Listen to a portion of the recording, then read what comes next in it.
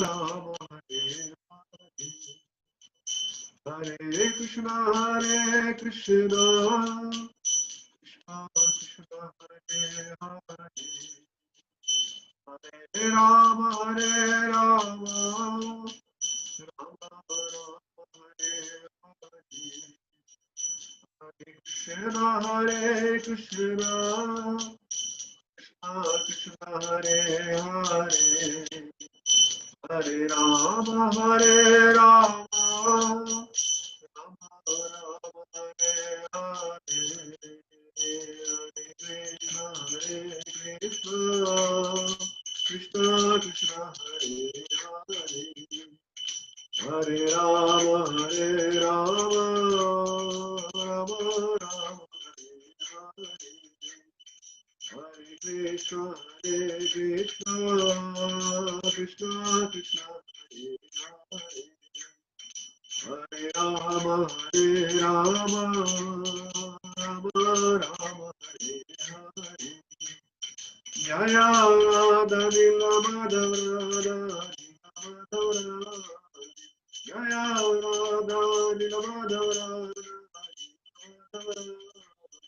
जय सीताराम जय लक्ष्मण हनुमान जय सीताराम जय लक्ष्मण जय सीताराम जय लक्ष्मण हनुमान जय सीताराम जय लक्ष्मण जय जगन्नाथ जय जगन्नाथ जय बलदेव जय सुभद्रा जय जगन्नाथ जय जगन्नाथ जय बलदेव जय सुभद्रा प्रभुपाद प्रभुपाद प्रभुपाद जय जय प्रभुपाद जय जय प्रभुपाद प्रभुपाद प्रभुपाद जय जय प्रभुपाद जय जय गुरुदेव गुरुदेव गुरुदेव जय जय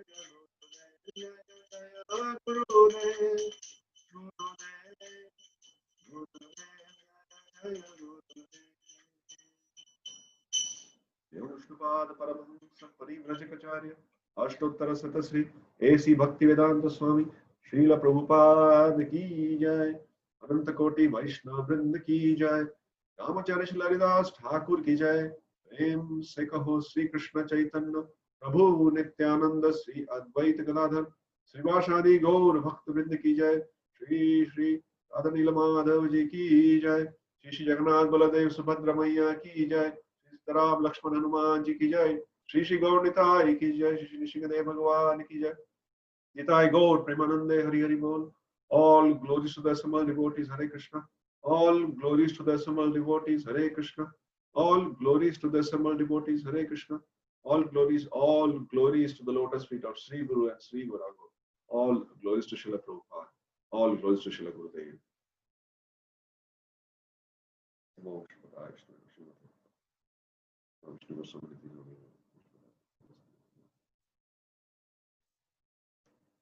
हरे कृष्णा आप सभी को इस प्रोग्राम में स्वागत है। आज हम एक बहुत ही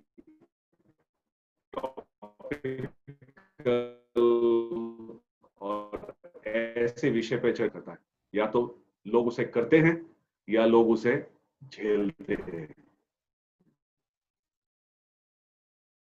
तो चर्चे से होपफुली कुछ फायदा मिले आज, और इस चर्चे के अंत में कुछ ऐसी प्रैक्टिकल टिप्स हम शेयर कर पाएंगे जो लोग अपने लाइफ में इम्प्लीमेंट कर पाए।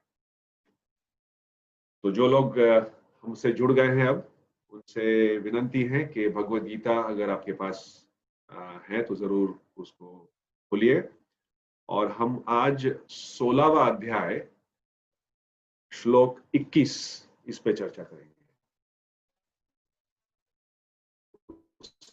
पहले हम मंगलाचरण कर लेंगे। ओम अज्ञानतिमिरन्धस्य ज्ञानञ्जनशलाकया चक्षुरुन्मिलितं येन तस्मै श्रीगुरवे नमः। श्रीचैतन्यमनोभीष्टं स्थापितं येन भूतले स्वयं रूपा कदा मह्यं ददाति स्वापदान्तिकम्। वन्देऽहं श्रीगुरु श्रीयुतपादकमलं श्रीगुरून् वैष्णवांश्च श्रीरूपं साग्रजातं सहगणा रघुनाथान्वितं तं सजीवम् साद्वैतं सर्वदूतं परिजनसहितं कृष्णचैतन्यदेवं श्रीराधा कृष्णपादान् सहगणा ललिता श्रीशाखान्वितांश्च हे कृष्णा करुणा सिन्धु दीनबन्धो जगत्पते गोपेश गोपिका कांत राधा कांत नमोस्तुते तप्त कांचन गौरांगी राधे वृंदावनेश्वरी वृषभानुसुते देवी प्रणमामि हरिप्रिये वाञ्छाकल्पतरुभ्यश्च कृपा सिन्धुभ्य एव च पतितानां पावनेभ्यो वैष्णवेभ्यो नमो नमः। जय श्री कृष्ण चैतन्य प्रभु नित्यानंद श्री अद्वैत गदाधार श्रीवास आदि गौर भक्त वृंद हरे कृष्णा कृष्ण कृष्ण हरे हरे हरे राम राम राम हरे हरे हरे कृष्णा कृष्ण कृष्ण हरे हरे हरे राम राम राम हरे हरे हरे कृष्णा कृष्ण कृष्ण हरे हरे हरे राम राम राम हरे हरे। कृष्ण भगवान की जय। तो आज हम 16वां अध्याय 21वां श्लोक उस पे उसको हम पढ़ेंगे और उसके बारे में हमारी चर्चा आज शुरू करेंगे। त्रिविधम नरकस्येदम् आवरं नाशनम् आत्मनः कामक्रोधस्तथा लोभस्तस्माद् एतत्त्रयं त्यजेत्। दोबारा। त्रिविधं नरकस्येदं द्वारं नाशनमात्मनः कामः क्रोधस्तथा लोभस्तस्मादेतत्त्रयं त्यजेत्। Trividham of three gates, Narakasya of hell, Idam, this, Dwaram, gate, Nashanam, destructive, Atmanaha, of the self, Kamaha, lust, Krodha, anger, Tatha, as well as, Lobhaha, greed, Tasmat, therefore, Etat, these, Trayam, three, Tyajit, one must give up. अनुवाद और तात्पर्य श्रील प्रभुपाद जी से। श्रील प्रभुपाद की जय। इस नरक के 3 द्वार हैं, काम, क्रोध तथा लोभ। प्रत्येक बुद्धिमान व्यक्ति को चाहिए कि इन्हें त्याग दे, क्योंकि इनसे आत्मा का पतन होता है। तात्पर्य, यहां पर आसुरी जीवन आरंभ होने का वर्णन हुआ है। मनुष्य अपने काम को तुष्ट करना चाहता है, किंतु जब उसे पूरा नहीं कर पाता तो क्रोध तथा लोभ उत्पन्न होता है। जो बुद्धिमान मनुष्य आसुरी योनि में नहीं गिरना चाहता, उसे चाहिए कि वो इन तीनों शत्रुओं का परित्याग कर दे, क्योंकि ये आत्मा का हनन इस हद तक कर देता है कि इस भव बंधन से मुक्त होने की संभावना नहीं रह जाती। तो ये श्लोक हमें बहुत अच्छी तरह दर्शाती है कि नरक की ओर जाने के लिए 3 रास्ते हैं। आजकल वैसे नरक की ओर जाने के लिए इन तीनों के अलावा और भी एक अच्छा रास्ता है। आजकल कोई भी पिज्जा का जो जॉइंट होता है ना, एक नया जॉइंट खुला है, नया मतलब काफी टाइम से है, हेल पिज्जा। तो आपको कुछ और करने की जरूरत नहीं है, आप सीधा उस पिज्जा खाने चले जाओ तो हेल अपने आप पहुंच जाओगे। तो उस हेल में जाने का तरीका भी आसान हो गया। अभी पिज्जा खाइए, हेल में जाइए। तो यहाँ पे भगवान हमें बताते हैं कि 3 ऐसे चीजें हैं जो स्वाभाविक नहीं है, जो हम उसको पाल पोस के हम तैयार करते हैं और फिर उन चीजों को करने के वजह से हम नरक की ओर प्रस्थान करते हैं, बढ़ते हैं। हम चाहते हैं अच्छाई की तरफ जाए, लेकिन हमारे जो कार्य हैं वो इन तीनों के इर्द गिर्द घूमने के कारण हम चाहते हैं अच्छी ओर जाए, लेकिन हम चले जाते हैं नरक की ओर। तो ये तीन चीज क्या क्या है? तो पहले बताते हैं काम, लस्ट, काम भावना, काम। और दूसरा है क्रोध, और तीसरा है लोभ। तो ये काम भावना, जैसे हमने पिछले बार भी इसके बारे में चर्चा की थी कि काम वासना क्या है। ये जो भी चीज और हमारी जो इंद्रियां हैं, ये अलग अलग वस्तुओं के ऊपर आकर्षित हो जाती है इस बद्ध जीवन में, और आकर्षित होने के कारण हम उससे आसक्त हो जाते हैं कि हमें चाहिए, किसी भी हाल में मुझे ये चाहिए। अगर वो मिल जाता है तो क्या होता है, हमें और उसको और भी चाहिए। जैसे कुछ मिल गया हमें, हमने उसकी कामना की, हमने काम की और वो मिल गया, तो मिलने के बाद और हमारे मन में ये बात, इनिशियल जब मिल जाता है तब थोड़ी खुशी होती है, फिर उसके बाद वो खुशी खत्म हो जाती है, मर जाती है, और फिर हमारे मन में एक वो इच्छा होती है कि मुझे और मिले।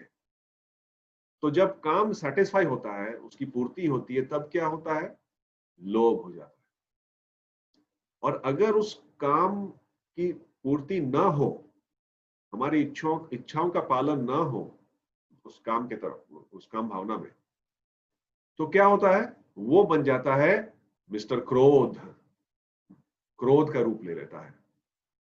और कोई भी चीज हो, काम हो, क्रोध हो या लोभ हो, ये तीन चीज क्या है, कहते हैं त्रिविधम, यानी तीन दरवाजे हैं कहाँ जाने के लिए, नरक में जाने का सही और आसान तरीका। तो ये बहुत अच्छी तरह से कृष्णा में समझाते हैं। तो ये आज का विषय है क्रोध। क्रोध भाई क्यों आता है, ये क्या ये स्वाभाविक है? हाँ, आजकल तो ये कहा गया है ना कि क्रोध के साथ हम जीते हैं। जैसे लोग कहते हैं कि स्ट्रेस तो हमारा आजकल संग बन गया है हमारा। क्रोध, जैसे स्ट्रेस और इंसान का जो रोजमर्रा का जीवन है वो एक हो गया है। अगर स्ट्रेस नहीं हो तो ऐसा लगता है कि भाई कुछ कुछ गड़बड़ है, कुछ खाली खाली लग रहा है। तो और ये लोग मान भी चुके हैं कि स्ट्रेस तो होना ही है। उसी तरह क्रोध भी काफी एक्सेप्टेड हो गया है आजकल कि भाई क्रोध तो आता है, आ जाता है, क्या करें ना, मैं बोल देता हूँ। कुछ कुछ लोग तो गर्व भी करते हैं कि भाई अगर मुझे कुछ ठीक ना लगे, मैं तो सीधा मुंह पे बोल देता हूँ, मैं तो जोर से दबाव से बोल देता हूँ, जो सच है उसको बोलना चाहिए। कुछ लोग ये भी समझते हैं कि अगर मैंने गुस्सा कर दिया तो ये मेरी मर्दानगी की निशानी है। सिर्फ कमजोर लोग शांत रहते हैं, जो भी उनको बोल दिया जाता है, कह दिया जाता है, उसे वो ग्रहण करके अपने आप मतलब चलते रहते हैं अपने जीवन में। लेकिन जो उसको प्रतिकार करे, उसमें अगर उसके अनुकूल ना हो तो वो गुस्सा दिखाए, तो वो सही मर्द कहलाता है। ये सब आजकल समाज में ऐसे सब जो इंडिकेशन है वो इस तरफ बढ़ रही है, इस तरफ जा रही है ये सब बातें। तो हमें ये समझना है कि गुस्सा क्या ये स्वाभाविक है? कुछ लोग मानते हैं ऐसा। अगर ये स्वाभाविक होता तो वो कार्य करने के बाद हमें थोड़ी सी सुख, शांति, आनंद मिलता। जैसे इस मनुष्य देह के लिए स्वाभाविक क्या है, खाना। इस देह को सही तरह सुस्त और तंदुरुस्त रखने के लिए खाना जरूरी है। और जब हम खाते हैं, भक्तों के लिए प्रसाद जब ग्रहण करते हैं, तब क्या होता है, प्रसाद ग्रहण करने के बाद हमें एक आनंद आता है, एक सेटिस्फैक्शन आता है, एक तुष्टि मिलती है कि हमने कुछ किया है, जो शरीर की जरूरत है उसको हमने पूरी की है, और पूरी करने के कारण हमें एक सुख मिला है, अच्छा लगता है। चाहे वो लंबा ना हो लेकिन मिलता तो है। तो वो कहलाता है स्वाभाविक। तो जो लोग गुस्से को भी स्वाभाविक मानते हैं, उनके लिए प्रश्न ये है कि गुस्सा करने के बाद क्या आपको उसी तरह शांति, खुशी या एक अच्छा एक लगने का एक भाव पैदा होता है आपके मन के अंदर? होता है? बिल्कुल नहीं। गुस्सा करने के बाद किसी को सुख नहीं मिलता। गुस्सा करने के बाद किसी को शांति, संतुष्टि नहीं मिलती, बल्कि और जो उसका मन है, गुस्सा करने के बाद उसका जो मन है और भी एजिटेटेड हो जाता है, और भी वो वो सोच नहीं पाता मैं क्या करूं, बल्कि खुशी तो बिल्कुल नहीं, वो और उत्तेजित हो जाता है। और उस उत्तेजना के कारण वो कई ऐसे बातें बोल देता है या कार्य कर लेता है जो ना तो उसके लिए सही है और हानिकारक है, और ना ही सामने वाले के लिए सही या हानिकारक है। तो आजकल ये जो गुस्सा है, ये कोई कोई पर्टिकुलर आयु या किसी स्पेशल वर्ग तक सीमित नहीं है। जो गुस्सा है ये बचपन से ही होता है। हम जब इस बद्ध जीवन में ग्रहण करते हैं, पैदा होते हैं, तब से गुस्सा आता है ना? जब बच्चा पैदा होता है उसे भी गुस्सा आता है। गुस्सा ये आता है कि माँ ने दूध नहीं पिलाया, या दूध देने में उसको लेट हो गया। और गुस्सा इसलिए आता है कि मुझे नींद आ रही है लेकिन मैं सो नहीं पा रहा हूँ। तो जब बच्चा गुस्सा हो जाता है तब वो क्या करता है? वो रोता है, रो दिया उसने। अब माँ का ये कर्तव्य है कि उस रोने को, अ, उस रुदन को सुनने के बाद मुझे क्या चाहिए वो समझे और मुझे वो प्रदान करे। तो जब हम छोटे होते हैं तब भी गुस्सा आता है, और हम गुस्से को प्रकट कैसे करते हैं? रोकर। फिर धीरे धीरे जब बड़े होते हैं तब क्या होता है? गुस्सा कम हो जाता है या ज्यादा होता है? गुस्सा बढ़ता है ना? तो बचपन में हम रोते हैं और गुस्सा व्यक्त करते हैं, और जैसे जैसे हम बड़े होते हैं वैसे हम गुस्सा कैसे व्यक्त करते हैं? दूसरों को रुला के, है ना? बचपन में हम रोते हैं, और जितने जितने हम बड़े होते हैं वैसे दूसरों को रुलाते हैं। तो इस तरह हम गुस्से को व्यक्त करते हैं। तो ये गुस्सा आता क्यों है, और ये गुस्सा एक्चुअली है क्या? तो जैसा हमने देखा और हम जानते हैं कि हम बद्ध जीवन में जब आते हैं, जब हमारे कई इच्छाएं होती हैं जो हम पूर्ण करना चाहते हैं, और इच्छाओं को पूर्ण करने के लिए हमें दूसरों की सहायता की जरूरत पड़ती है, हमें अनुकूल परिस्थिति की जरूरत पड़ती है उस इच्छा को पूर्ण करने के लिए। चाहे वो अच्छा हो या बुरा, चाहे वो सही हो या गलत हो, इच्छाएं तो सभी के अंदर होती है। ये बद्ध जीव का एक एक कैरेक्टरिस्टिक है। तो जब उस इच्छा को पूर्ण पूर्ण हम कर पाते हैं, जैसे ये वर्ष में कहा गया है इस श्लोक में, कि हम और लोभ हमें हम हमारे अंदर और लोभ जागरूकता है कि ये परिस्थिति, ये चीज हमें मिल गया है, ये परिस्थिति अनुकूल है, मुझे और चाहिए। और जब कोई वस्तु, कोई परिस्थिति या कोई लोग हमारे उस इच्छा को पूर्ण करने से या तो रोकते हैं या तो सहायता नहीं करते, जो हमारी अपेक्षाएं होती हैं उनसे कि हमें सहायता करें हमारी उस इच्छा को पूरा करने के लिए, जब वो सहायता नहीं करते तब क्या होता है? तब हम उत्तेजित हो जाते हैं। जब वो उत्तेजित उत्तेजित हो जाते हैं तब हमें क्रोध आता है। तो क्रोध जो है पहले अंदर आता है, ऐसा नहीं कि सडनली बाहर आ गया। क्रोध हमारे मन में धीरे धीरे पैदा होता है। जैसे छोटा छोटा बच्चा जब धीरे जैसे जैसे बढ़ता है, एक एक उम्र के बाद तभी वो बाहर निकलता है। ऐसा नहीं कि तुरंत बच्चा बाहर निकल गया जैसा ही वो उसकी मतलब सोर्स, जब वो ज्वाइन होता है माँ के पेट में। तो उसी तरह गुस्सा जो है वो हमारे मन के अंदर पैदा होता है, और फिर हम उसे पाल पोस के बड़ा करते हैं। पैदा भी हम करते हैं क्योंकि हमें पता नहीं है कि वो हो रहा है। हम सोचते हैं स्वाभाविक है, लेकिन हम उसे पैदा कर रहे हैं अज्ञानता के कारण, और हम उसको पाल पोस के बड़ा करते हैं।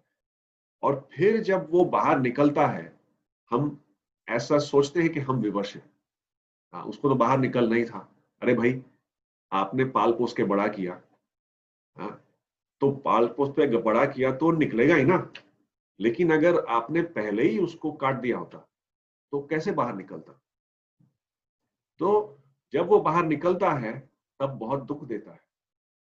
दुख देता है, जिससे निकलता है उसको तो देता ही है, और जिसके खिलाफ बोला जाता है या जिसको वो बोला जाता है, वो गुस्सा दिखाया जाता है, उसको भी दुख देता है। तो इच्छा के विरुद्ध परिस्थिति वो जब आती है तब ये हमारी प्रतिक्रिया होती है, हमारा रिएक्शन होता है। तो ये जो रिएक्शन है, क्या ये हमें उस पर काबू हम कर सकते हैं कि नहीं कर सकते? कोई भी जब हम परिस्थिति हमारे आसपास होती है तो हमें उस परिस्थिति को अनुकूल प्रतिक्रिया ये हमारे हाथ में है। और वो प्रतिक्रिया जो है, जब हमारे पास सही ज्ञान होगा तब हम हमारे मन को बोल सकते हैं कि इस स्थिति में ऐसी प्रतिक्रिया अनुकूल है या ऐसी प्रतिक्रिया अनुकूल नहीं है ना? तो इसलिए इस बारे में ज्ञान और इस बारे में चर्चा और रेगुलर चर्चा बहुत जरूरी है। ऐसा नहीं कि एक बार सुन लिया, हाँ अच्छा लगा प्रभु, चलो। तो ये इसको बार बार सुनते रहना, इसको बार बार भक्तों के साथ इस बारे में डिस्कशन करते रहना, अगर हम इससे आक्रांत है तो। और ज्यादा करके सभी आक्रांत रहते हैं। हम जब भक्ति मार्ग में आते हैं तब भी गुस्सा आता है। ऐसा थोड़ी होता है कि हमने भक्ति मार्ग में आ गए और गुस्सा चला गया। नहीं, गुस्सा रहता है, क्योंकि हम अभी भी बद्ध जीवन में हैं। लेकिन हमको एक दिशा मिला है, सही दिशा, हम हमारे अंदर अंतरकरण में शुद्धि करने के लिए। लेकिन जब तक हम पूरी तरह से शुद्ध नहीं हो जाते हैं ऐसी चीजों से, काम क्रोध लोभ, इन तीनों से हमें लड़ना पड़ेगा। तो गुस्सा हम ज्यादा करके देखते हैं कि ये जो परिस्थिति, अनुकूल परिस्थिति जब नहीं होती तब हम चिड़चिड़ा हो जाते हैं, और चिड़चिड़ापन के धीरे धीरे वो गुस्से में परिवर्तित हो जाता है। तो हम देखते हैं कि गुस्सा ज्यादा करके जो लोग करते हैं उनको हम एक रफली कैटेगराइज कर सकते हैं। कैसे? 3 तरह के लोग हैं जो गुस्सा व्यक्त करते हैं, और कुछ ऐसे लोग हैं जो गुस्सा को व्यक्त नहीं करते। गुस्सा करते तो है लेकिन व्यक्त नहीं करते, वो बाहर नहीं लाते उसको। ऐसे भी लोग होते हैं। तो जो बाहर लाते हैं वो 3 तरह के हैं। पहला पहला ऐसा है जो सभी चीज, जो जो भी वो इच्छा करता है, जो भी वो प्लान करता है, वो वो चाहता है कि लोग और परिस्थिति उसके प्लान के हिसाब से ही करे। जैसे किसी ने कोई कोई प्रोग्राम का आयोजन किया है, या या कोई भी घर पे कुछ इस तरह का उसने प्लानिंग की हो, और जब जैसे हम देखते हैं कि मान लीजिए घर सजाना है। अब घर सजाना है तो सोफा यहाँ पे होगा, ये यहाँ पे होगा, ये टेबल यहाँ पे होगा, चेयर यहाँ पे होंगे, किचन यहाँ होगा, हम कर लेते हैं। और जब वो नहीं हो पाता ऐसे, पोजीशन, जो सोफा का पोजीशन है अलग हो गया, ये अलग हो गया, तब हमें अंदर से उत्तेजना होती है ना, क्या मैं जानता हूं वो सही क्या है, तो ये सही क्यों नहीं हुआ है? तो हम फिर खोजते हैं कि कौन जिम्मेदार है, जो मैंने कहा वो ऐसा अब नहीं हुआ है, कौन जिम्मेदार है? तो जब हम वो देखते हैं कि चलो वो ये है वो है, कभी कभी हमारे बीवी या हस्बैंड भी होते हैं, तब क्या होता है? तब वो उत्तेजना जो है वो और भी पलने बढ़ने लगता है। और फिर हम जब उनसे बात करने लगते हैं तब नॉर्मल टोन पे बात नहीं करते। तब क्या होता है, हमारा जो वॉइस है वो रेज हो जाता है। तो वो पहला साइन है गुस्सा।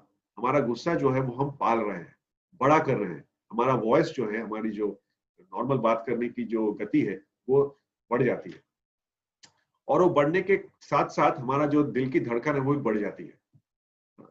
तो ये बहुत इंपॉर्टेंट साइन है हमारे लिए जानना कि ये गुस्सा आ रहा है। उस समय नहीं आता, फिर हम बात करते हैं कुछ, फिर जब कुछ प्रतिक्रिया दूसरे तरफ से आती है तब वो, अगर वो अनुकूल ना हो, जैसे हमने कहा ऐसा ऐसा क्यों रखा, नहीं नहीं यही सही है, बस तुम कैसे जानते हो कि ये सही है, मैं सही हूं, और फिर वो पूरी तरह गुस्सा बन जाता है। तो ऐसे लोगों को कहा जाता है परफेक्शनिस्ट, कि जो लोग परफेक्ट, सभी चीज लाइफ में परफेक्ट करना चाहते हैं। जब वो परफेक्ट नहीं हो पाता, वो तो बहुत मेहनत करते हैं उसको परफेक्ट करने के लिए, लेकिन वो जब देखते हैं कि सामने वाले से मुझे वो कॉपरेशन नहीं मिल रहा, वो सहायता नहीं मिल रही है उस परफेक्शन को अचीव करने के लिए, गुस्सा आता है। दूसरा, ऐसे लोग हैं जो चाहते हैं कि उन्होंने ठेका लेके रखा है कि मैं सभी को सुधारने का काम मेरा है, मैं ही एक ज्ञानी हूं, मैं ही एक अच्छा आदमी हूं, और बाकी सब लोग काम नहीं करते ठीक से, जो सही है वो उसको जानते नहीं है, तो मेरी ये जिम्मेदारी है कि मैं उनको सुधारूं। तो कोई भी चीज यहां से वहां हो गया, उत्तेजना आ जाती है। तो वो लोग होते हैं कंट्रोलर्स, वो सब कुछ कंट्रोल करना चाहते हैं मेरे हिसाब से। वो तो एक तो है परफेक्शनिस्ट, जो है कि ऐसा ऐसा ही होना चाहिए मेरे हिसाब से, और कुछ लोग है कंट्रोलर, कि मैं जो चाहता हूं वैसा ही तुम करो। टिपिकल जैसे हम देखते हैं ऑफिस में बॉस है, घर पे भी बॉस होता है, ऑफिस में भी बॉस होता है, जीवन में सभी परिस्थितियों में कोई ना कहीं एक बॉस है। तो उनको खुश कर रखने के लिए हमें काम करने पड़ते हैं। तो बॉस का क्या काम है, मेरे हिसाब से तुम काम करो, चाहे वो सही हो या गलत हो, वैसे करो तो मैं खुश हूं। अगर तुम वैसे नहीं करोगे तो मैं नाखुश होऊंगा, और कुछ कुछ परिस्थितियों में गुस्से का भी सामना तुमको करना पड़ेगा। तो गुस्से का सामना ना करना पड़े, इसलिए लोग उस कार्य को करते हैं। ऐसा नहीं कि उन्हें उस कार्य करने में मजा आता है या उनको अच्छा लग रहा है। ये तरह दूसरा। और तीसरा ये है कि मैं कुछ भी करूं, अपनी इच्छा पूर्ति के लिए तो करता हूं, और मुझे कुछ अच्छा लगता है, मुझे ये करके अच्छा लगता है।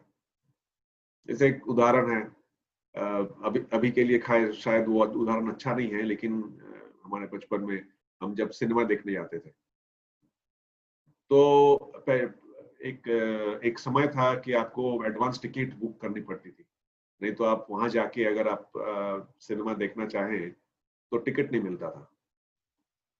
तो पहले वो जाके टिकट लेना पड़ता था, लेकिन कभी कभी परिस्थिति ऐसी होती थी कि चलो जाके देखते हैं, वहां पे मिल जाएगा तो अच्छा है।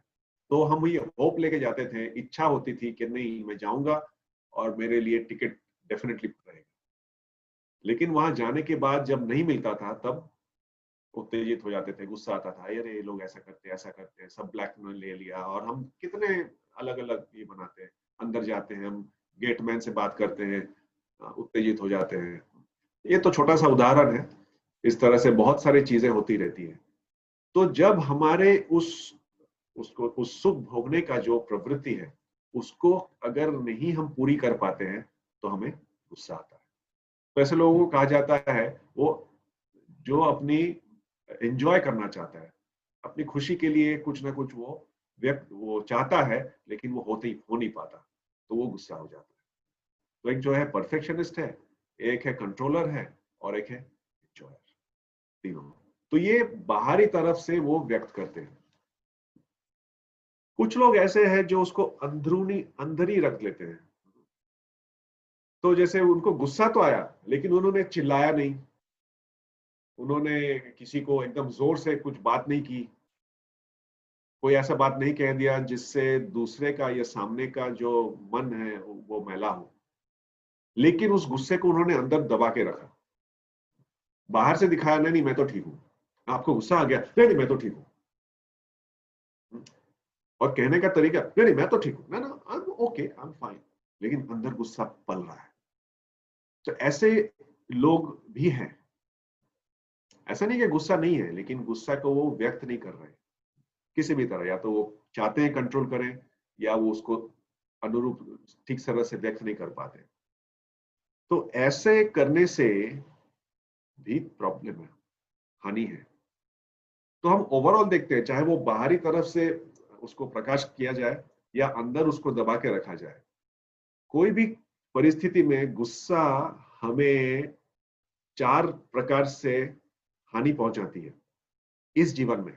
और जैसे श्लोक में कहा गया है, इस जीवन के अंत में हमें नरक की तरफ ढकेल भी देती है। तो चलो, नरक की तरफ ढकेलती है वो तो मृत्यु के बाद, लेकिन अभी इस जीवन में अभी चार तरह के हमें प्रॉब्लम्स आते हैं। तो इसको जानना बहुत जरूरी है, क्योंकि जब तक हम जानेंगे नहीं प्रॉब्लम्स क्या है, समस्या क्या है, मैं किस तरह ये गुस्सा मुझे इतना हानि पहुंचा सकता है, तब तक हम उसके बारे में कुछ करेंगे नहीं। और जब तक हम कुछ करेंगे नहीं, गुस्सा आता रहेगा, हमें सताता रहेगा, सामने वाले को भी सताता। तो चार तरह से, एक तो है गुस्सा जब आता है तब शारीरिक तौर पे बहुत हानि पहुंचाता है। ऐसे बहुत सारे रिसर्च किए गए हैं कि जिसमें देखा गया है कि गुस्सा करने के 2 घंटे के अंदर कई तरह के बहुत ही बड़े बड़े बीमारियां आती हैं। एक है, 2 घंटे के अंदर अगर हम बहुत गुस्सा हो गए, हार्ट अटैक आ सकता है। अगर हम ऐसे बहुत गुस्सा हो गए तो स्ट्रोक भी आ सकता है।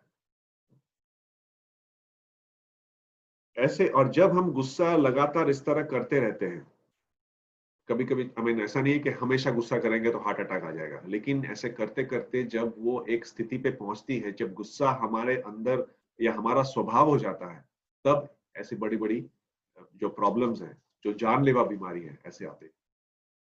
और गुस्सा करने के अगर हमारे लक्षण है, रेगुलर हम गुस्सा करते हैं, तो हमारी जो बीमारियों को लड़ने की जो शक्ति होती है, जो हमारी इम्यूनिटी हम बोलते हैं, वो घट जाती है, वो कम हो जाती है। तो हम ज्यादा बीमार रहने लगते हैं। तो ये एक लक्षण है। ये कहते हैं कि एक पदार्थ है इम्यूनोग्लोबिन, जो डॉक्टर्स हैं वो जानते होंगे, वो हमारे शरीर में कम हो जाते हैं, और उस वो कम होने के कारण ये सब प्रॉब्लम्स होते हैं। फिर हमारे जो फेफड़े हैं, जो लंग्स हैं, वो भी कमजोर हो जाते हैं, हमारे सांस लेने में हमें प्रॉब्लम्स आती हैं। तो बचपन में तो ये उतना व्यक्त नहीं होता, लेकिन जैसे जैसे उम्र बढ़ती है, ये बीमारियां भी बढ़ती हैं और हमारे सामने आती हैं। और अल्टीमेटली आयु हरति, ये हमारे जो आयु है वो घटता है। अगर हमारा, वैसे एक स्वस्थ जीवन में अगर हम 80-90 साल तक जी पाते, वैसे हम जानते हैं कलयुग में 100 साल जीने का कहा गया है, लेकिन हमारी इस तरह के जो कार्य हैं एक कलयुग में, वो हम गलत करने के कारण हमारी आयु उससे और भी घट रही है। अब तो कोई 80 साल जी जाए तो लोग कहते हैं वाह क्या बात है, अच्छा जी लिए। तो एक तो है शारीरिक, दूसरा है बुद्धि या मन। मन पे भी इसका असर होता है बहुत बड़ा। कैसा? जब हम गुस्सा हो जाते हैं तब हमें ये ध्यान नहीं रहता सही क्या है गलत क्या है, तभी तो हम बोल देते हैं, जो मुंह में आता है वही बोल देते हैं। दूसरा, हम उस उस उत्तेजना में गलत ज्यादा करके गलत काम करते हैं, क्योंकि हम गुस्से हैं। अगर गुस्से में कोई ऐसा है गुस्से में जो सही काम करे, सही काम करने के लिए गुस्से की जरूरत नहीं है, आप वैसे ही कर लेते हैं। जब गुस्सा होता है तब गलत काम ही होता है, क्योंकि जो बुद्धि है वो नहीं जान पाता कि सही क्या है गलत क्या है। और कभी कभी जानबूझ के, कभी कभी महज गुस्से के कारण हम दूसरे को जानबूझ के चोट पहुंचाते हैं, क्योंकि उससे हमें लगता है कि हमारा गुस्सा शांत होगा। तो उस समय हम चोट पहुंचा देते हैं और हमें ध्यान नहीं रहता सामने वाले का वो कौन है, ये क्या मैं ये जो कर रहा हूं वो क्या मेरे लिए और उसके लिए सही है या क्या गलत। ये नहीं होता। और गुस्सा को व्यक्त करने के बाद जीवन भर वो जख्म रह जाता है। एक छोटा सा उदाहरण काफी लोग जानते होंगे। एक बड़े मतलब धनवान व्यक्ति, एक बड़ा गाड़ी उन्होंने खरीदा था। एक कोई जगुआर या ऐसा कोई मर्सिडीज है, कोई गाड़ी खरीदी थी और वो घर ले आया। तो उसका छोटा बच्चा, तो वो जस्ट शायद 2 या 3 साल का था। वो गाड़ी देख के वो काफी खुश हो गया, उसके लिए तो एक नया सामान था। तो बाप ने गाड़ी रख के वो अंदर चले गए थे, और वो गैराज में था, गैराज में टूल बॉक्स वगैरह सब थे। तो बच्चे के साथ देखा कोई एक छोटा सा हथौड़ा जैसा कोई चीज है। तो वो उसने उसको उठाया, ऐसे ही खेल रहा था और गाड़ी की तरफ आया और उसको हथौड़े से गाड़ी को मारने लगा। ऐसे ही जैसे बच्चे खेलते हैं ना, ऐसे कुछ मारते हैं करते हैं, तो वो करने लगा। और वो कर रहा था बार बार कर रहा था, उसको मजा आ रहा था। करते करते गाड़ी की जो पेंट है बाहर का, एक तो डेंट हो गया और वो पेंट पूरा निकल गया। और थोड़ा टाइम बाद जब बाप लौट के वापस आया गैराज में, तो देखता है उसकी नई गाड़ी का ये हाल कर दिया उसी के बच्चे ने। वो देख के वो इतना उत्तेजित हो गया, वो इतना गुस्से में आ गया, उससे वो काबू में नहीं रहा। उसने उसी बच्चे को मारा, उसका हथौड़ा छीन लिया और हथौड़ा लेके उसी के हाथ को पकड़ के हाथ के ऊपर उसने हथौड़ा से मारा। इतना गुस्सा हो गया वो। और फिर तो अब जानते हैं ऑब्वियसली क्या हुआ होगा उसको। फिर जब उसका गुस्सा थोड़ा शांत हुआ, बच्चा बहुत जोर जोर से रोने लगा, तब वो देखा पूरा लहूलुहान हो गया। तो वो उसको लेके फिर अस्पताल गया, डॉक्टर को बताया। डॉक्टर ने उसकी कुछ देखा और कहा कि नहीं, इसके तो जो हड्डियां हैं और जो बोन्स है वो बिल्कुल खत्म हो गए। इतने जोर से लगा है उसको कि इसके तो उंगलियां जो हैं वो काटने पड़ेंगे। तब उसको पश्चाताप हुआ। और फिर जब वो ऑपरेशन हो गया, उसकी उंगली कट गई, बाप जब बच्चे को देखने गया तो बच्चे ने ये पूछा, डैडी डैडी देखो देखो मुझे क्या हुआ, क्या मेरे उंगली बढ़ जाएंगे? कब तक लगेंगे मेरे उंगलियों को वापस ठीक होने में, बढ़ जाने में? ये सुन के उसको उसी तरह वो उसका दिल टूट गया, उसके आंसू आने लगे। और वो जो जख्म है उसको कुरेदने लगा, बिल्कुल इतना कुरेदने लगा कि घर जाके उसने अपने आप को बंदूक से मार दिया, आत्महत्या कर ली। तो ये देखिए किस तरह से छोटी सी जो चीज है उसकी प्रतिक्रिया अनुकूल ना होने के कारण उसका क्या नतीजा निकलता है। तो बच्चे का क्या हाल हुआ होगा, एक तो उसका हाथ गया, ऊपर से बाप भी गया। तो ऐसे होते हैं। तीसरा जो है ये सामाजिक है। जब गुस्सा हम ज्यादा करने लगते हैं, लोग हमसे दूर रहते हैं, चाहे वो घर में हो चाहे वो ऑफिस में हो। वो एक कैटेगरी कहा जाता है ना, टच मी नॉट, इसको ज्यादा नहीं छेड़ना भैया, ये सांप जैसा डस देगा। तो लोग समझते हैं ये रेपुटेशन अच्छा है, लोग मुझे मानते हैं, मैं गुस्सा करता हूँ, लोग ध्यान से मेरे से बात करते हैं। नहीं, लोग चिढ़ते हैं आपसे, इसको ध्यान रखिए। लोग चिढ़ते हैं और आपको पसंद नहीं करते, लेकिन आपको फेंक भी नहीं सकते, तो आपको किसी तरह वो झेल रहे हैं मजबूरी में, इसको ध्यान रखना है। और चौथा जो है आध्यात्मिक, आध्यात्मिक तौर पे गुस्सा हमें, हमारा जो मार्ग है, भक्ति मार्ग है, उससे बिल्कुल विपरीत ले जाता है। एक श्रीमद् भागवतम में एक जो वाक्य है ध्रुव महाराज का, उसमें मनु जी कहते हैं ध्रुव महाराज से, 4:11:31 क्या कहते हैं? वो कहते हैं, सम्यच्छा रोषम भद्रम ते प्रतीपम श्रेयसम परम श्रुतेना भूयशा राजन अगदेना यथे मया। वो कहते हैं कि ध्रुव, मेरी बात को ध्यान से सुनो और सुनने के बाद पालन करो। ये बहुत जरूरी है। हम सुन तो लेते हैं बहुत सारी चीज, लेकिन पालन नहीं कर पाते। ये दवाई की तरह तुम्हारी बीमारी को दूर करेगा। ये क्या है? गुस्से को काबू में लाओ, क्योंकि ये आध्यात्मिक पथ पर तुम्हें बढ़ने नहीं देगा। तो ये मनु जी कहते हैं ध्रुव महाराज से। तो ये आता क्यों है? हम इसे कंट्रोल कैसे करें फिर? कि ठीक है, हम समझ गए ये सही नहीं है, अच्छा नहीं है, इस सब तरह से इतनी सब हानिकारक बातें होती है, तो इसको संभाले कैसे? तो उसको संभालने के लिए हमें ये जानना है कि ये पैदा कैसा होता है। ऐसा है ना, हम उसको पैदा करते हैं, पाल पोस के बड़ा करते हैं, फिर हम उसको उसको हैंडल नहीं कर पाते। तो शास्त्र हमें ये बताते हैं कि जब उसको पैदा ही मत करो, और अगर पैदा करो भी, मतलब हो भी जाए, तो उसको तुरंत ही खत्म कर दो, मार दो।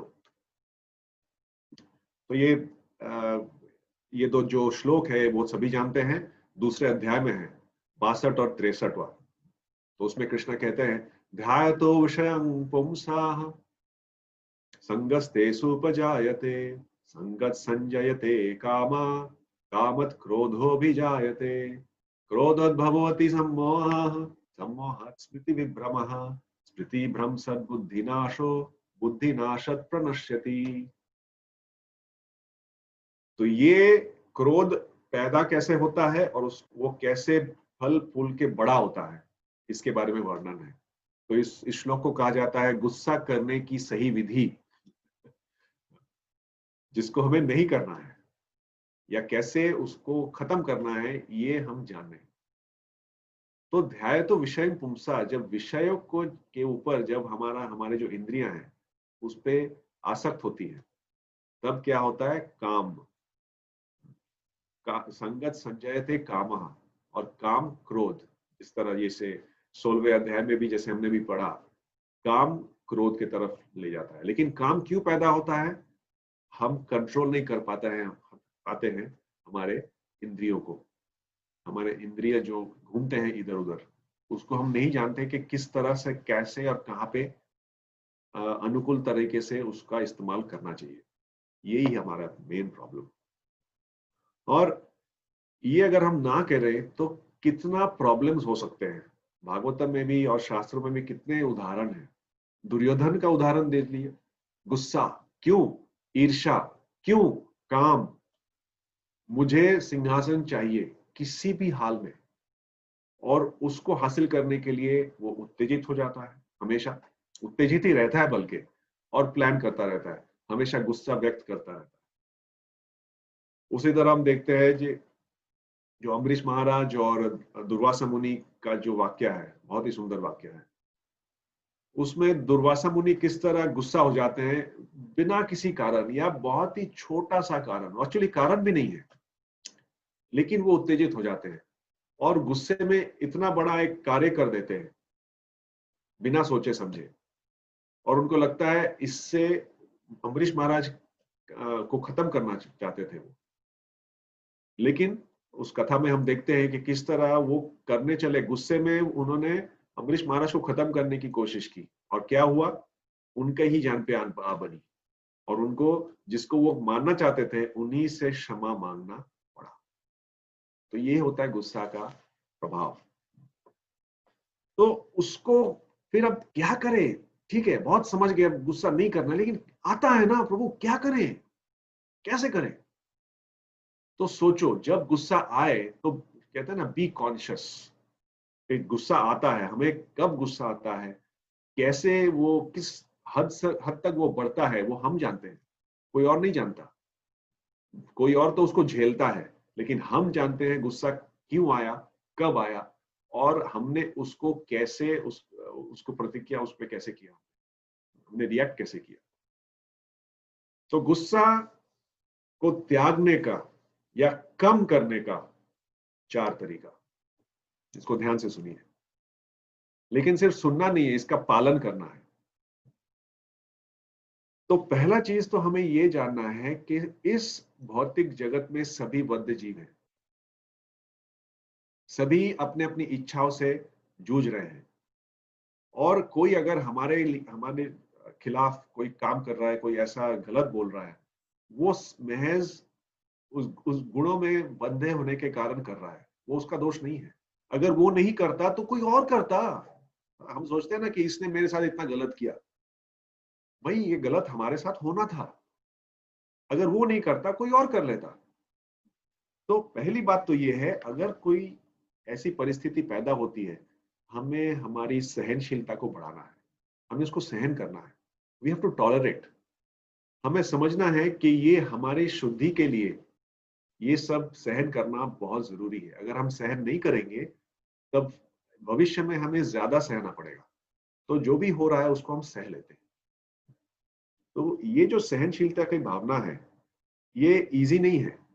ये हम तभी सहन कर सकते हैं जब हमारी ईर्ष्या भाव कम हो, जब हमारा काम भाव हम कम करें, और उसके लिए ज्ञान की जरूरत पड़ती है।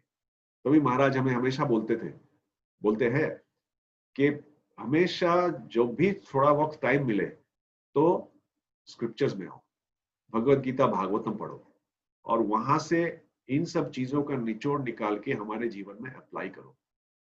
तो जब ज्ञान मिलेगा तभी तो हम सोच पाएंगे कि हम गलत कर रहे हैं, और इसको गलत सुधारने के लिए हमारे पास क्या चाहिए। तो पहला चीज है सहनशीलता। तो परिस्थिति अनुकूल नहीं होगी, लेकिन सहनशीलता, परिस्थिति हमारे हाथ में नहीं है लेकिन सहनशीलता हमारे हाथ में है। हम किसी भी परिस्थिति में दृढ़ निश्चय कर सकते हैं कि हम सहनशील रहेंगे। एक नंबर। दूसरा दूसरा क्या है, गुस्सा के पहले जब गुस्सा पूरी तरह व्यक्त होता है उसके पहले, जब इनिशियल गुस्सा पैदा होता है, उस स्थिति को पहचानो।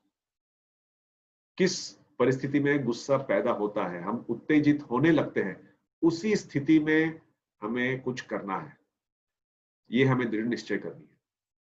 तो क्या करना है? और महाराज हमें बहुत अच्छा एक टिप देते हैं कि जब भी, खासकर वो बोलते हैं कि जो माँ बाप है, अगर माँ बाप के बीच में झगड़ा कभी हो तो पहला चीज क्या करना है?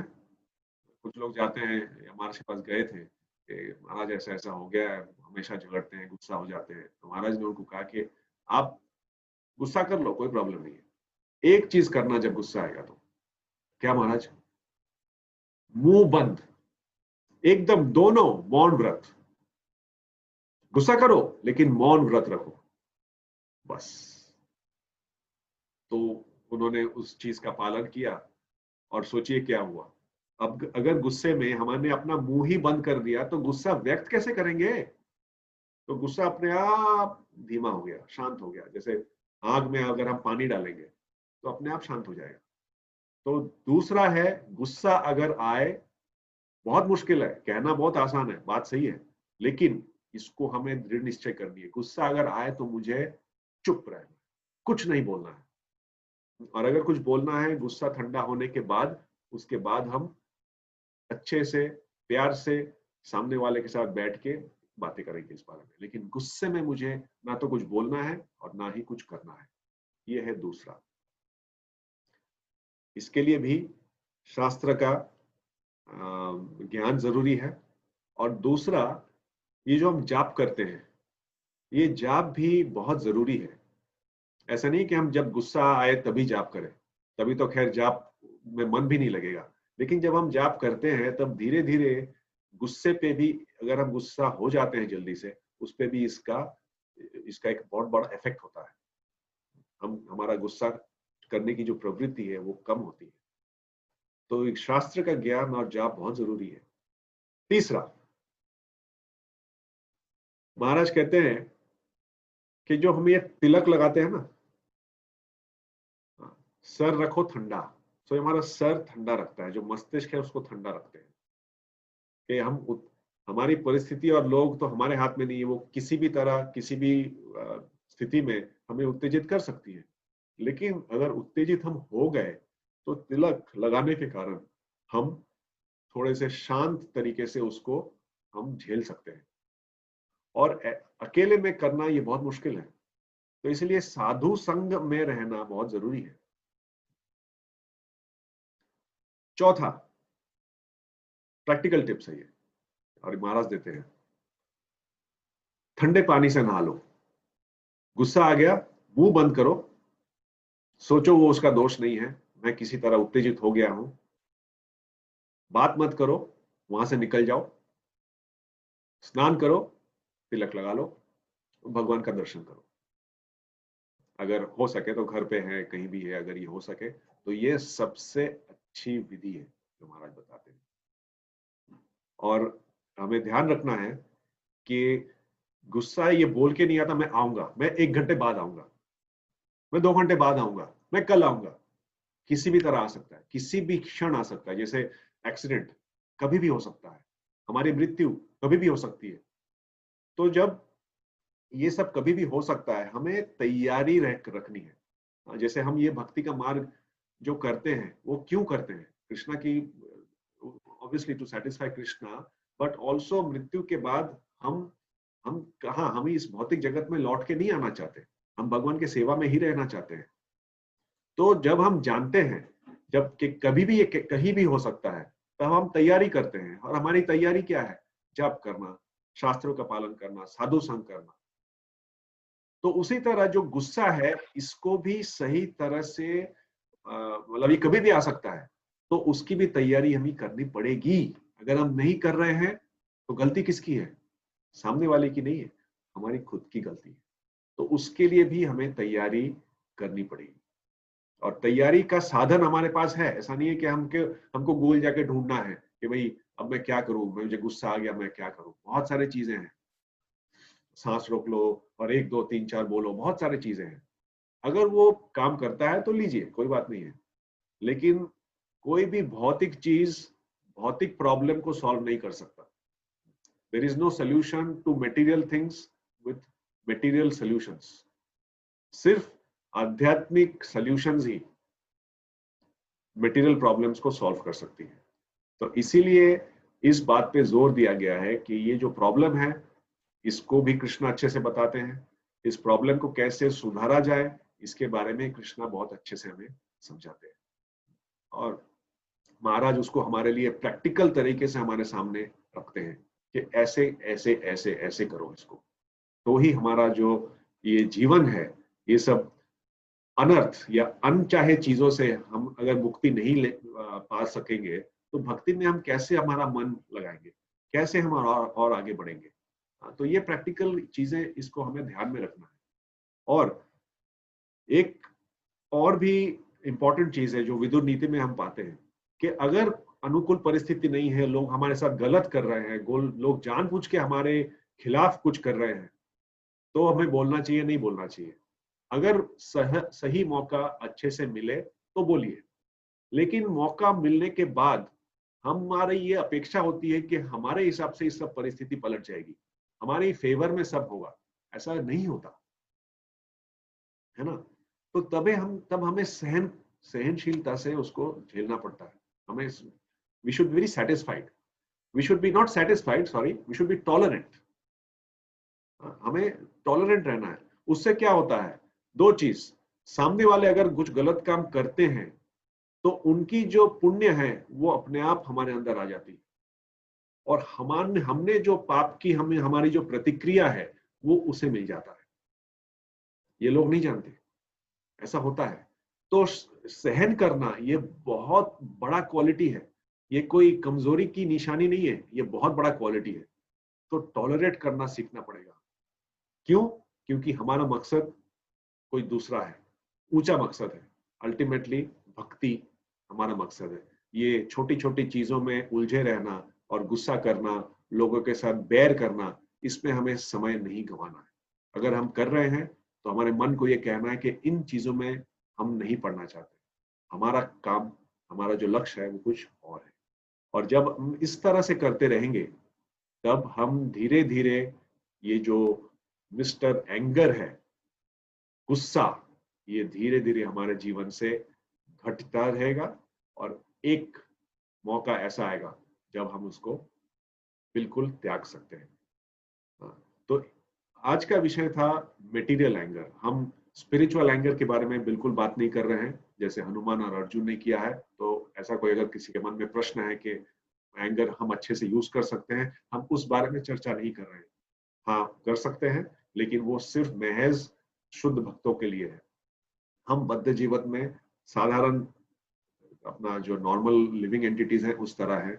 हमें गुस्सा आता है, क्यों आता है, क्या परिणाम होता है उसका, और उसके लिए हम क्या कर सकते हैं, यही मेन चीजें थे। तो चार चीज दोबारा, पहला सहनशील था, दूसरा हमें चुप रहना है गुस्सा आ गया तो, तीसरा हमें स्नान करके तिलक लगा के भक्तों की संग में रहना है ऑलवेज। तो इस तरह से धीरे धीरे गुस्सा कम होने का या खत्म करने का पूरा परफेक्ट सॉल्यूशन कृष्णा हमें देते हैं इस भगवत गीता में।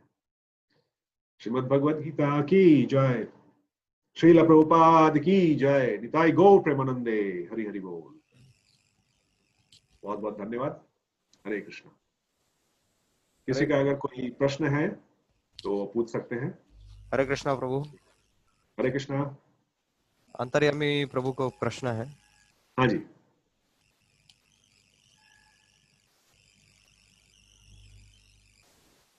अंतर्यामी प्रभु। हरे कृष्ण प्रभु, दंडवत प्रणाम। हरे कृष्णा। निकेतन प्रभु का प्रश्न है। मेरा प्रश्न है कि गुस्सा तो आता ही है, और अगर गुस्सा आ गया किसी वैष्णव के प्रति और हमने वो गुस्सा निकल ही गया, उसके प्रति हमने अपराध कर दिया, तो अभी उससे गुस्सा निकल ही गया, अभी वो वैष्णव को प्रति हमने अपराध कर दिया और बाद में तो गलानी होती ही है, तो उस समय हमें उसके बाद क्या करना चाहिए? लेकिन ग्लानि सचमुच होती है कि नहीं, ये सोचने वाली बात है। क्योंकि पश्चाताप तभी पश्चाताप कहलाता है जब हम उस कार्य को दोबारा ना करें या करने का दृढ़ निश्चय कर लें। अगर वो गुस्सा निकल गया है, चाहे वो वैष्णव हो कोई भी हो, हमें गुस्सा किसी भी जीव के लिए या किसी भी जीव के खिलाफ उतना ही हानिकारक है जितना भक्त के लिए है। तो ऐसा नहीं है कि भक्त के खिलाफ हमें नहीं करना है, दूसरे के खिलाफ हम कर सकते हैं। अगर ये गुस्सा निकल गया है तो हमें बाद में बैठ के इसके बारे में सोचना चाहिए कि हमने जो किया वो अगर गलत है तो किस तरह हम दोबारा इसको ना करें। जैसे कोई एग्जाम है, एग्जाम में अगर हम फेल हो जाते हैं तो हम क्या करते हैं? हम सोचते हैं नहीं वो तो यार हम फेल हो गए, दोबारा बैठेंगे, दोबारा भी अगर फेल हो गए तो ठीक है चलेगा। ऐसा सोचते हैं? नहीं सोचते। हम दोबारा पढ़ते हैं अच्छे से, दृढ़ता से, ताकि दोबारा हम पास हो जाए। तो उसी तरह अगर गुस्सा निकल गया, ठीक है निकल गया, हो गया, लेकिन अब हम निश्चय करें कि दूसरे टाइम गुस्सा नहीं निकलेगा, कुछ भी हो जाए। और इसीलिए ये 4 चीजों का पालन करना बहुत लाभदायक हो सकता है।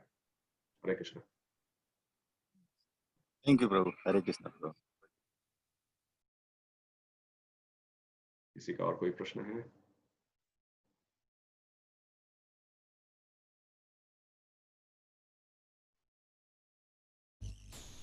नहीं प्रभु जी।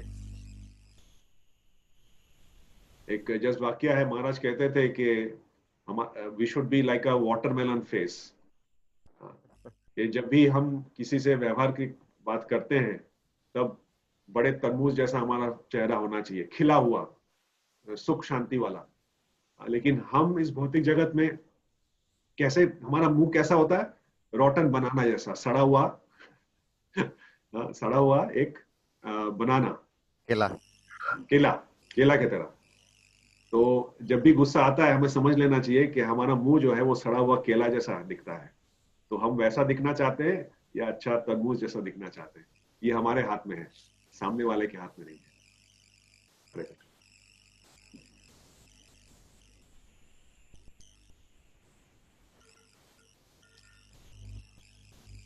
एक मिनट प्रभु जी। हाँ जी।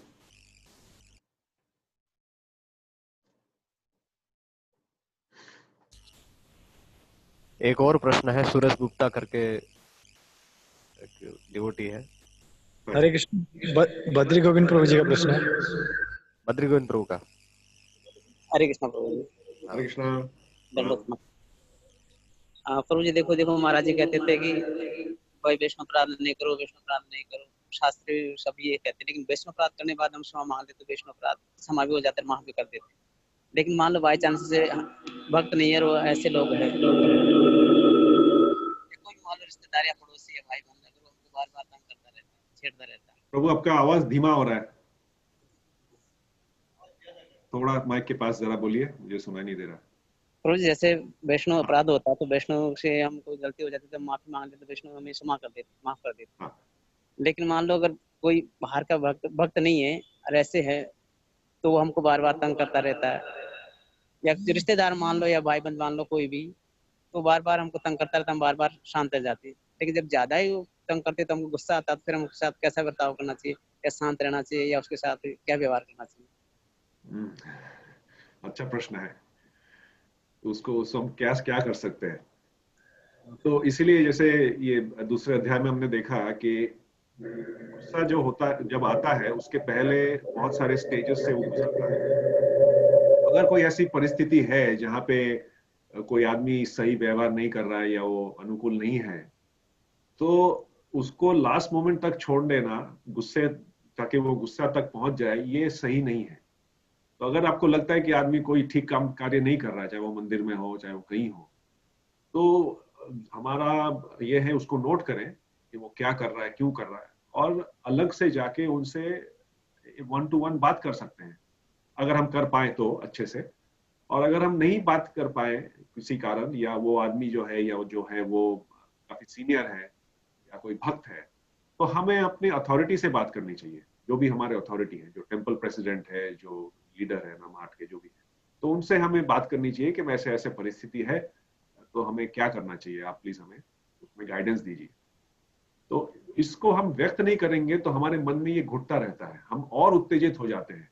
और जब वही आदमी वही चीज दोबारा से करेगा तो सोचिए क्या होगा। आपके अंदर उत्तेजना तो है उसके खिलाफ, और उसने जब वो कार्य दोबारा किया या बार बार करता रहा तो वो उत्तेजना फट से गुस्से में परिणत हो जाता है, और वो हमारे लिए बिल्कुल हानिकारक है। तो या तो हम प्यार से उनसे बात करके उनको समझाएं, या किसी अथॉरिटी से हम बात करके इसको व्यक्त करें, ताकि वो डिसाइड कर सके इसको किस तरह से अच्छे से उसको सॉल्व किया जा सके। हरे कृष्ण। आशा है इससे आपको कोई इंडिकेशन मिला होगा। हरे कृष्णा प्रभु जी। हरे कृष्णा। हरे कृष्णा प्रभु जी, आवाज आ रहा है? हाँ प्रभु, सुनाई दे रहा है, ठीक है, बोलिए। हाँ, मैं खाली एक पॉइंट ऐड करना चाहता हूँ। हाँ जी। आपने बहुत सुंदर पॉइंट समझा है, लेकिन जो एक पॉइंट जो है वो महाराज उस बात पे बहुत जोर देते थे। कभी भी हमको वो आंसर पसंद नहीं था तो हमको जमता नहीं था, लेकिन महाराज, हमारा अनुभव प्रभु जी कि महाराज ने मेरे को, देवकी नंदन को यही ट्रेनिंग दी कि हमको जो व्यक्ति, जो भक्त, जो परिस्थिति, जो समय पसंद नहीं था अथवा हमारे मन के विरुद्ध था, उसी परिस्थिति में महाराज ने हमको रहने को आदत डलवाई। महाराज ने जो आपने कहा कि भक्तों के साथ रहना, हमको पसंद नहीं था, कोई व्यक्ति हो, कोई भक्त हो, सबसे बड़ा सोल्यूशन यही है प्रभु। और महाराज जो काम, जो सेवा हमको पसंद नहीं थी, वही सेवा हमको महाराज ने करवाया। तो उससे क्या हुआ, वो चीज की आदत लगने से तो जो एक वस्तु में आसक्ति रहती थी वो निकल गई। तो सबसे बड़ा काम महाराज ने हमको वो ट्रेनिंग दी, सबसे बड़ी प्रभु जी। बहुत धन्यवाद प्रभु जी, बहुत सुंदर प्रवचन आपका भी चल रहा है, बहुत ही सुंदर। महाराज जी की याद आती है और बहुत शांति से आप विषय को समझाते हैं, सभी को अच्छा लग रहा है। आपकी सेवा हम ऐसे लेते रहेंगे। शायद हम आपको भी इस्कॉन यूथ फोरम में भी ऐड करेंगे धीरे धीरे। उसमें युवकों के लिए प्रोग्राम चालू करना सोच रहे हैं, अभी टाइम है, लेकिन सिस्टमेटिक करेंगे वो भी, उसमें आपका भी हम सेवा ले लेंगे। तो इस्कॉन राजकोट मंदिर की तरफ से आपका बहुत बहुत धन्यवाद। और कल वीरज कृष्ण प्रभु जी प्रवचन देंगे, और प्रवचन का विषय है कि स्वागतम, कृष्णा को हमारे हृदय में कैसे हम उतार सकते हैं, how we can welcome Krishna in our heart. तो कल का वो विषय है।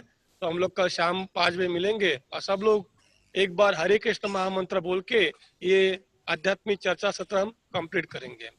हरे कृष्णा कृष्णा कृष्णा हरे हरे, हरे राम राम राम हरे हरे।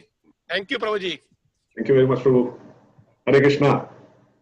राज की जय।